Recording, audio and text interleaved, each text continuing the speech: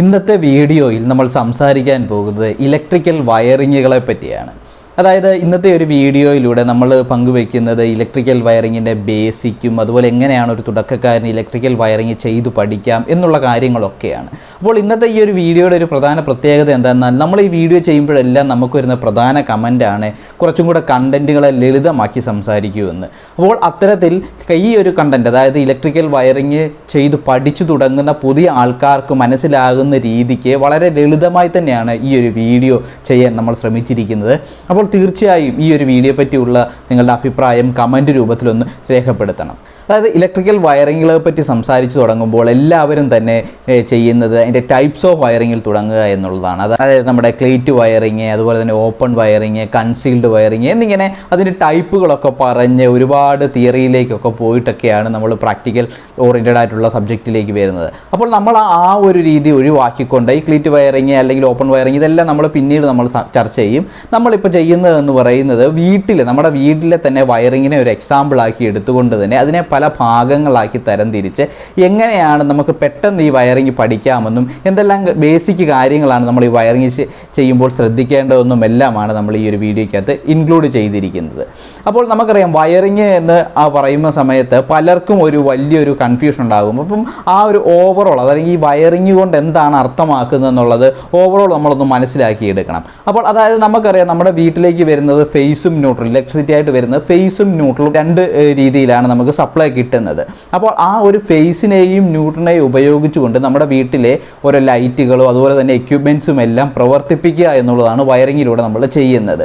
അപ്പോൾ നമുക്കറിയാം നമുക്ക് കിട്ടുന്ന ആ ഫേസും ന്യൂട്രലും നേരെ കൊണ്ടുവന്ന് ആ ലൈറ്റിൽ കൊടുത്താലും ആ ലൈറ്റ് കത്തും. എന്നാൽ അങ്ങനെ കൊടുത്തു കഴിഞ്ഞാൽ അവിടെ ഒരു പ്രശ്നം എന്ന് പറയുന്നത് നമുക്ക് ആ ലൈറ്റിനെ കൺട്രോൾ ഇല്ലാതായിപ്പോവും. അപ്പോൾ നമ്മൾ കൺട്രോൾ ചെയ്യാൻ വേണ്ടി സ്വിച്ച് ഉപയോഗിക്കും. അപ്പോൾ സ്വിച്ച് ഉപയോഗിക്കുമ്പോൾ തന്നെ നമുക്ക് പലതരത്തിലുള്ള സേഫ്റ്റി ഇഷ്യൂസ് ഒക്കെ വരും. നമ്മളത് പിടിക്കുന്നതാണ് വൈദ്യുതിയാണ്. അപ്പോൾ അത്തരത്തിലുള്ള സേഫ്റ്റി എക്യുപ്മെൻറ്റ്സ് ആയിട്ടുള്ള MCBയും RCCBയും ഒക്കെ നമ്മൾ ആഡ് ചെയ്യും. ഇത്തരത്തിൽ കൃത്യമായിട്ടുള്ള എക്യുപ്മെൻറ്റ്സ് കൃത്യമായ രീതിയിൽ അറേഞ്ച് ചെയ്ത് നമ്മളൊരു സിസ്റ്റത്തെ ഡിസൈൻ ചെയ്തെടുക്കുന്നതാണ് നമ്മുടെ ഇലക്ട്രിക്കൽ വയറിംഗ് എന്നുകൊണ്ട് അർത്ഥമാക്കുന്നത്. അപ്പോൾ ഞാൻ ആദ്യമേ പറഞ്ഞതുപോലെ തന്നെ നമുക്കൊരു ഫേസും ന്യൂട്രലും ഉണ്ടെങ്കിലും നമുക്ക് ആ ലൈറ്റ് കത്തിക്കാം. എന്നാൽ നമ്മൾ അങ്ങനെ ചെയ്യുന്ന സമയത്ത് ഒരുപാട് പ്രശ്നങ്ങളുണ്ടാകുന്നു. അതായത് സേഫ്റ്റി പരമായിട്ടും അതുപോലെ തന്നെ കാണാനും ഒക്കെ വൃത്തികേടൊക്കെ ആയിട്ടൊക്കെ വരുന്നു. അപ്പോൾ അതെല്ലാം ഒഴിവാക്കിക്കൊണ്ട് പല രീതിയിലും, അതായത് ഓരോ ടെക്നിക്കുകൾ ഉപയോഗിച്ചുകൊണ്ട് നമുക്ക് നമ്മുടെ വയറിങ് വളരെ മനോഹരമാക്കാനും അതുപോലെ തന്നെ സേഫ്റ്റി സ്റ്റാൻഡേർഡ്സിനെ എല്ലാം തന്നെ മീറ്റ് ചെയ്യാനും സാധിക്കും. ഇപ്പോൾ നമ്മുടെ വീട്ടിലെ ഒരു എക്സാമ്പിളാക്കി എടുക്കുന്ന സമയത്ത് നമുക്കറിയാം നമ്മുടെ വീട്ടിലേക്ക് സപ്ലൈ വരുന്നു, നമ്മൾ ഉപയോഗിക്കുന്നു. അപ്പോൾ ഇതിനെ തന്നെ നമ്മളൊരു കുറച്ച് ഭാഗങ്ങളായിട്ടൊന്ന് തരംതിരിക്കുകയാണെങ്കിലോ വീട്ടിലേക്ക് നമുക്ക് എത്തുന്നു. അതിനെ നമ്മൾ ആദ്യം എന്താണ് ചെയ്യുന്നത്, ഒരു മീറ്റർ ഉപയോഗിച്ച് അതിനെ മെഷറിങ് ചെയ്യുന്നു. അതായത് ഫസ്റ്റ് വണ്ണായിട്ട് നമുക്ക് മെഷറിങ്ങിനെ എടുക്കാം. രണ്ടാമതായിട്ട് നമ്മൾ എന്താണ് ചെയ്യുന്നത്, അതിന് പ്രൊട്ടക്റ്റീവ് ഡിവൈസുകൾ ആഡ് ചെയ്ത് അതിനെ പ്രൊട്ടക്റ്റ് ചെയ്യുകയാണ് ചെയ്യുന്നത്. പിന്നെ മൂന്നാമത് നമ്മൾ എന്ത് ചെയ്യുന്നു, അതിനെ ഡിസ്ട്രിബ്യൂട്ട് ചെയ്യുന്നു. നമ്മുടെ വീട്ടിലെ ഓരോ റൂമിലേക്കും നമ്മൾ അതിനെ ഡിസ്ട്രിബ്യൂട്ട് ചെയ്യുന്നു. നാലാമതായി നമ്മൾ എന്ത് ചെയ്യുന്നു, അതിനെ ഒരു സ്വിച്ച് ഉപയോഗിച്ച് റൂമിൻ്റെ അകത്ത് കൺട്രോൾ ചെയ്യുന്നു. അഞ്ചാമതായി നമ്മൾ അതിനെ ലോഡിലേക്ക് കൊടുക്കുന്നു. ഇങ്ങനെ അഞ്ചായിട്ട് നമുക്കിതിനെ ഒന്ന് തരം തിരിച്ചിട്ട് ഓരോ ഭാഗത്തും എന്താണ് സംഭവിക്കുന്നത് നമുക്ക് നോക്കാം. നമുക്കറിയാം മെഷറിംഗ് എന്ന് പറയുന്ന സമയത്ത് നമ്മൾ ഇന്ന് ഉപയോഗിക്കുന്നത് ഡിജിറ്റൽ മീറ്ററുകളാണ്. അപ്പോൾ നമുക്ക് തരുന്നത് ഇലക്ട്രിസിറ്റി ബോർഡ് എന്ന് പറയുന്ന ഒരു സ്ഥാപനമാണ് നമുക്ക് വൈദ്യുതി തരുന്നത്. അപ്പോൾ അവർ ആ വൈദ്യുതി നമുക്ക് തരുന്നത് പണത്തിനാണ്. അപ്പോൾ നമുക്ക് എത്ര വൈദ്യുതി ഉപയോഗിച്ചു എന്നറിഞ്ഞിട്ട് വേണം നമ്മൾ അതിൻ്റെ പണം തിരിച്ച് ഇലക്ട്രിസിറ്റി ബോർഡിൽ അടയ്ക്കാൻ വേണ്ടിയിട്ട്. അപ്പോൾ അങ്ങനെ അളക്കാൻ വേണ്ടിയിട്ടാണ് നമ്മൾ ഈ വൈദ്യുതി മീറ്ററുകൾ സ്ഥാപിച്ചിരിക്കുന്നത്. അപ്പോൾ ഈ വൈദ്യുതി മീറ്ററുകളിൽ തന്നെ, ഡിജിറ്റൽ മീറ്ററിൽ തന്നെ നമുക്കിപ്പം സ്ലാബ് തരത്തിലൊക്കെയാണ് നമ്മൾ വൈദ്യുതി ബില്ല് അടയ്ക്കുന്നത്. ഇപ്പം നോക്കുകയാണ് എന്നുണ്ടെന്നുണ്ടെങ്കിൽ ലേറ്റസ്റ്റ് സ്മാർട്ട് മീറ്റേഴ്സൊക്കെ അവൈലബിൾ ആണ്. അപ്പം അത്തരം കാര്യങ്ങൾ നമ്മൾ ഡീറ്റെയിൽഡ് ആയിട്ട് തന്നെ നോക്കുന്നുണ്ട്. അപ്പോൾ ആദ്യത്തെ കടമ്പ എന്ന് പറയുന്ന ഈ മെഷറിംഗ് ആണ്. അപ്പോൾ ഈ മെഷറിംഗ് നമ്മൾ ശ്രദ്ധിക്കേണ്ട ഒരു കാര്യം എന്ന് പറയുന്നത് നമ്മുടെ വൈദ്യുതി പോസ്റ്റിൽ നിന്നും മീറ്ററിൻ്റെ ഇൻപുട്ട് വരെയുള്ള ഭാഗം എന്ന് പറയുന്നത് ഇലക്ട്രിസിറ്റി ബോർഡിന് ഉത്തരവാദിത്തപ്പെട്ട ഭാഗമാണ്. അവിടെ നമുക്ക് ഒരു രീതിയിലും കൈകടത്താനോ ഒരു രീതിയിൽ ഒന്നും ചെയ്യാനോ സാധിക്കില്ല. നിങ്ങൾ ശ്രദ്ധിച്ചാൽ അറിയാം, നിങ്ങളുടെ വീട്ടിലേക്ക് മീറ്ററുകൾ ക്ലോസ് ചെയ്തതിന് ശേഷം ഒരു ചെറിയൊരു സീല് വെച്ച് അത് സീൽ ചെയ്തിരിക്കുകയാണ് നമുക്ക് തുറക്കാതിരിക്കാൻ വേണ്ടിയിട്ട്. പിന്നീട് മീറ്ററിന് ഔട്ട് വരുന്ന ഒരു ഭാഗമുണ്ട്. ആ ഭാഗം മുതൽ മാത്രമാണ് നമുക്കൊരു കസ്റ്റമർ എന്നുള്ള രീതിക്ക് എന്തെങ്കിലും ചെയ്യാനുള്ള അവകാശമുള്ളൂ. അതിനുശേഷം നമ്മൾ ആ മീറ്ററിൻ്റെ ഔട്ട് വരുന്നത് നമ്മൾ നേരെ കൊടുക്കുന്നത് ഒന്നെങ്കിൽ ഒരു ഫ്യൂസിലേക്കോ അല്ലെങ്കിൽ ഒരു ഐസൊലേറ്ററിലേക്കോ MCBയിലേക്കോ ആണ്. അപ്പോൾ അങ്ങനെ ഒരു പ്രൊട്ടക്ഷനും അവിടെ കൊടുത്തിരിക്കുകയാണ്. അങ്ങനെ ആ പ്രൊട്ടക്ഷൻ്റെ ഭാഗമായിട്ട് നമ്മൾ അവിടെ ചെയ്തിരിക്കുന്നതാണ് MCBയും RCCBയും. ഈ MCBയും RCCBയും എന്തിനാണ് ഉപയോഗിക്കുന്നതെന്നൊരു ചോദ്യം ഇവിടെ പ്രസക്തമാണ്. കാരണം നമ്മൾ പണ്ടൊക്കെ ഉപയോഗിച്ചുകൊണ്ടിരുന്നത് ഫ്യൂസാണ്. അതായത് ഈ സേഫ്റ്റി പർപ്പസിനായിട്ട് ഏറ്റവും കൂടുതൽ ഉപയോഗിച്ചുകൊണ്ടിരുന്ന ഒരു ഡിവൈസാണ് ഫ്യൂസ് എന്ന് പറയുന്നത്. എന്നാൽ ഇന്നിപ്പോൾ ഫ്യൂസുകളൊന്നും ഉപയോഗിക്കുന്നില്ല. അതിന് പകരമായി നമ്മൾ ഉപയോഗിക്കുന്ന ഒരു എക്യുപ്മെൻ്റാണ് MCBയും RCCBയും. അതായത് നമുക്ക് ഒരു സിസ്റ്റം എടുത്ത് നോക്കുകയാണ്, ഒരു ഇലക്ട്രിക്കൽ സിസ്റ്റം എടുത്ത് നോക്കുകയാണെന്നുണ്ടെങ്കിൽ ഏതൊരു ചെറിയ ഇലക്ട്രിക്കൽ സിസ്റ്റം ആണെങ്കിൽ പോലും അവിടെ ഒഴിവാക്കാൻ കഴിയാത്ത 3 പ്രശ്നങ്ങളുണ്ട്. അതിലൊന്നാമത്താണ് overloading, 2 short circuit, 3 earth fault. ഈ 3 വിഷയങ്ങളും ഏതൊരു ചെറിയ ഇലക്ട്രിക്കൽ സിസ്റ്റത്തിൻ്റെ അകത്തും ഉണ്ട്. അപ്പോൾ ഈ ഒരു 3 വിഷയത്തെയും നമ്മൾ എന്താണെന്ന് പറഞ്ഞാൽ അതിനൊരു പ്രൊട്ടക്ഷൻ കൊടുത്തേ പറ്റൂ. അപ്പോൾ ഈ MCB എന്ന് പറയുന്ന ഉപകരണം നമുക്ക് പ്രൊട്ടക്റ്റ് ചെയ്യുന്നത് ഷോർട്ട് സർക്യൂട്ടിൽ നിന്നും ഓവർലോഡിൽ നിന്നുമാണ്. അപ്പോൾ ഈ 2 പ്രശ്നങ്ങളെയും MCB എന്ന ഉപകരണം ഉപയോഗിച്ച് നമുക്ക് മാറ്റാൻ സാധിക്കും. പിന്നീട് നമ്മൾ RCCB എന്ന ഉപകരണം വെക്കുന്നുണ്ട്. അപ്പോൾ RCCB എന്തിനാണ് ഉപയോഗിക്കുന്നത്? RCCBയുടെ ഫുൾ ഫോം എന്ന് പറയുന്നത് റെസിഡ്യുവൽ കറണ്ട് സർക്യൂട്ട് ബ്രേക്കർ ആണ്. ഈ റെസിഡ്യുവൽ കറണ്ട് സർക്യൂട്ട് ബ്രേക്കർ ചെയ്യുന്നത് എർത്ത് ലീക്കേജ്, അതായത് നമ്മുടെ വീട്ടിൽ എന്തെങ്കിലും തരത്തിലുള്ള വൈദ്യുതിയുടെ ലീക്കേജ് ഉണ്ടാകുന്ന സമയത്ത് ട്രിപ്പ് ആകുകയാണ് ചെയ്യുന്നത്, അത് ഓഫ് ആകുകയാണ് ചെയ്യുന്നത്. അതായത് എർത്ത് ഫോൾട്ടിന് വേണ്ടി നമ്മൾ RCCB ഉപയോഗിക്കുന്നു.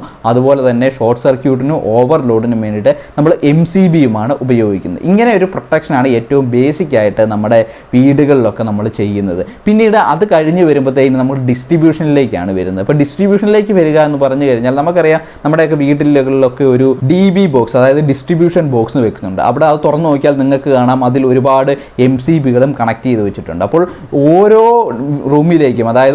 റൂമിലേക്കും സെപ്പറേറ്റ് സർക്യൂട്ടുകൾ വലിച്ച് അതിനെ ഡിസ്ട്രിബ്യൂട്ട് ചെയ്തിരിക്കുകയാണ് അവിടെ ചെയ്തിരിക്കുന്നത്. അതായത് നമ്മൾക്ക് കിട്ടിയിരിക്കുന്ന മെയിൻ സപ്ലൈ നമ്മുടെ ഓരോ റൂമിലേക്കും നമ്മൾ അവിടെ ഡിസ്ട്രിബ്യൂട്ട് ചെയ്തിരിക്കുകയാണ്. അപ്പോൾ ഇങ്ങനെ നമ്മൾ ഓരോ റൂമിലേക്കും ഓരോ സർക്യൂട്ടുകൾ വലിക്കുന്ന സമയത്ത് നമുക്ക് ഒരുപാട് ഗുണങ്ങൾ ഉണ്ടാകുന്നുണ്ട്. അപ്പോൾ അതിൻ്റെ ഇടയ്ക്ക് മറ്റൊരു ചോദ്യം നിങ്ങൾക്ക് തോന്നാം, എന്താണ് ഈ സർക്യൂട്ട് എന്നുള്ളത്? ഈ സർക്യൂട്ട് എന്ന് പറയുന്നത് ഒന്നുമില്ല, ഒരു ഇലക്ട്രിക്കൽ സിസ്റ്റത്തിൻ്റെ ഒരു ക്ലോസ്ഡ് പാത്താണ്.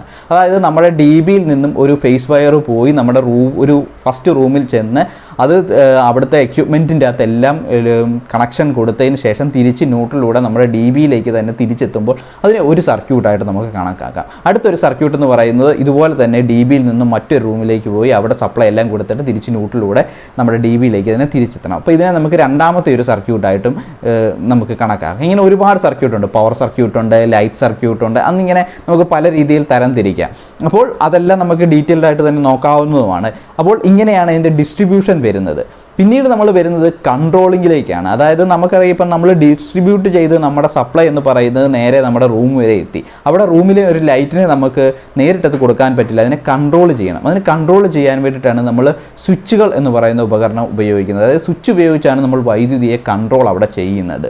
അപ്പോൾ സ്വിച്ചുകൾ തന്നെ പല തരത്തിലുണ്ട്. അതായത് 1 വേ സ്വിച്ച് ഉണ്ട്, 2 വേ സ്വിച്ച് ഉണ്ട്, DP സ്വിച്ച് ഉണ്ട്, എന്നിങ്ങനെ പല രീതിയിലുണ്ട്. അപ്പോൾ ഇതെല്ലാം തന്നെ ഓരോ ആവശ്യത്തിന് വേണ്ടിയിട്ടാണ് ഉപയോഗിക്കുന്നത്. ഒരു ഉദാഹരണമായി പറയുകയാണ് എന്നുണ്ടെങ്കിൽ ഒരു ലൈറ്റിനെ ഒരു സ്വിച്ച് ഉപയോഗിച്ച് നമുക്ക് കൺട്രോൾ ചെയ്താൽ മതി എന്നുണ്ടെന്നുണ്ടെങ്കിൽ അവിടെ നമുക്ക് 1 വേ സ്വിച്ച് ഉപയോഗിക്കാം. എന്നാൽ ഒരു സ്വിച്ചിനെ നമുക്ക് 2 സ്വിച്ച്, അതായത് ഒരു ലൈറ്റിനെ നമുക്ക് 2 സ്വിച്ച് ഉപയോഗിച്ച് കൺട്രോൾ ചെയ്യണമെന്നുണ്ടെങ്കിലോ അവിടെ നമുക്ക് 2 വേ സ്വിച്ചാണ് ഉപയോഗിക്കേണ്ടത്. അപ്പോൾ ഇതിൻ്റെ എല്ലാം കണക്ഷനുകൾ നമ്മൾ ഓൾറെഡി നമ്മുടെ ചാനലിൽ ചെയ്തിട്ടുണ്ട്.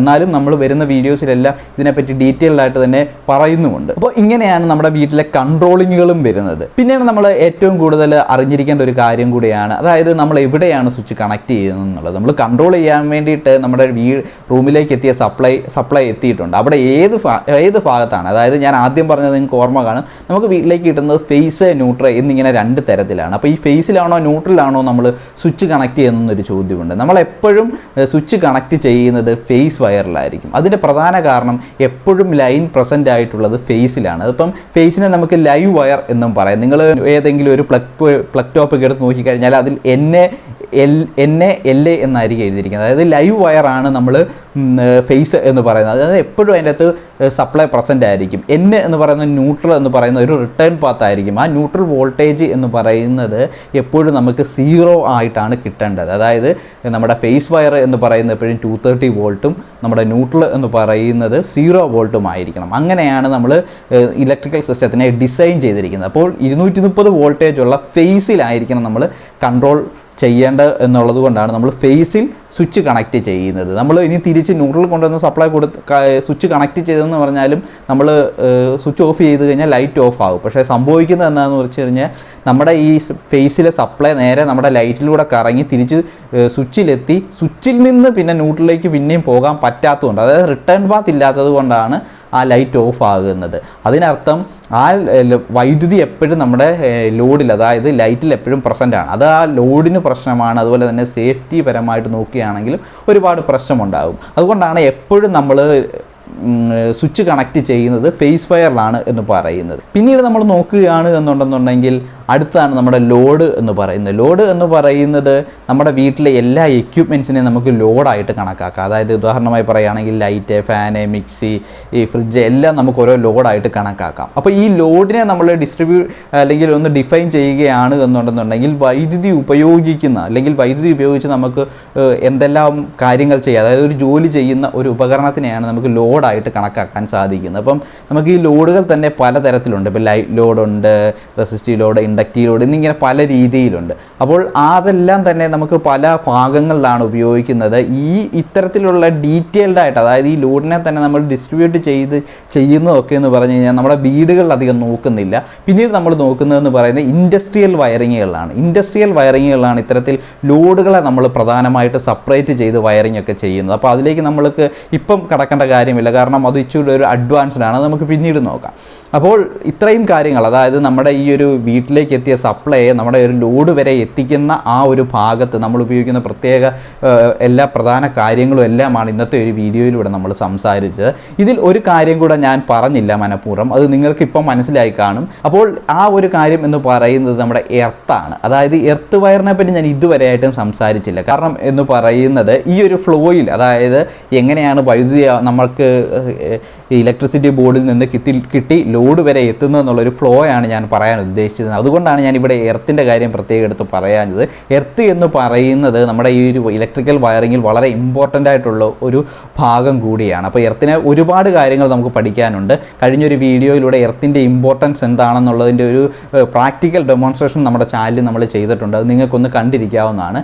അപ്പോൾ അടുത്ത ഒരു വീഡിയോയിലൂടെ നമുക്ക് എർത്തിനെ പറ്റിയും ഈ ഓരോ ഭാഗത്തും ഉപയോഗിക്കുന്ന വയറുകളെ പറ്റിയും, അതായത് ഞാനിപ്പോൾ ഈ ഫ്ലോ പറഞ്ഞിട്ടുണ്ടെങ്കിൽ ഇതിനൊന്നും കണക്ട് ചെയ്യുന്ന കാര്യവും ഞാൻ പറഞ്ഞിട്ടില്ല. നിങ്ങൾക്ക് ഞാൻ ഇന്ന് ഈ പറഞ്ഞ ഇത് മൊത്തം കണ്ടിട്ടുണ്ടെങ്കിൽ നിങ്ങൾക്ക് പല പല ഡോട്ടുകളായിട്ടായിരിക്കും തോന്നുന്നത്. ഈ ഡോട്ടുകളെ ഒന്നും ഞാൻ ഇതുവരെയായിട്ടൊന്നും ബന്ധിപ്പിച്ചിട്ട് കൂടിയില്ല. അപ്പോൾ അങ്ങനെ നമ്മൾ ആ ഡോട്ടുകളെ ബന്ധിപ്പിക്കുന്നത് ഇലക്ട്രിക്കൽ സർക്യൂട്ടുകളിൽ വയറുകൾ ഉപയോഗിച്ച് കണ്ടാണ്. അപ്പോൾ ഈ വയറിൻ്റെ സൈസ്, എർത്ത്, അതുപോലെ തന്നെ ഓരോ കാര്യങ്ങൾ നമ്മൾ എന്തെല്ലാം കാര്യങ്ങളാണ് വയറിങ്ങിൻ്റെ സമയത്ത് ചെയ്യുന്നത്, കോണ്ടിയൂട്ടിൻ്റെ സൈസ് എന്നിവയെല്ലാം നമുക്ക് അടുത്തൊരു വീഡിയോയിലൂടെ സംസാരിക്കാം. അപ്പോൾ ഇന്നത്തെ ഈ ഒരു വീഡിയോ നിങ്ങൾക്ക് ഇഷ്ടപ്പെട്ടു എന്ന് വിചാരിക്കുന്നു. ഈ ഒരു വീഡിയോ നിങ്ങൾക്ക് എങ്ങനെ തോന്നി, അതായത് വളരെ ലളിതമായിട്ടാണോ സംസാരിച്ചത്, നിങ്ങൾക്ക് മനസ്സിലാകുന്നുണ്ടോ എന്നുള്ള കാര്യങ്ങളെല്ലാം നിങ്ങൾ കമൻറ്റ് രൂപത്തിലൊന്ന് തീർച്ചയായിട്ടും രേഖപ്പെടുത്തണം.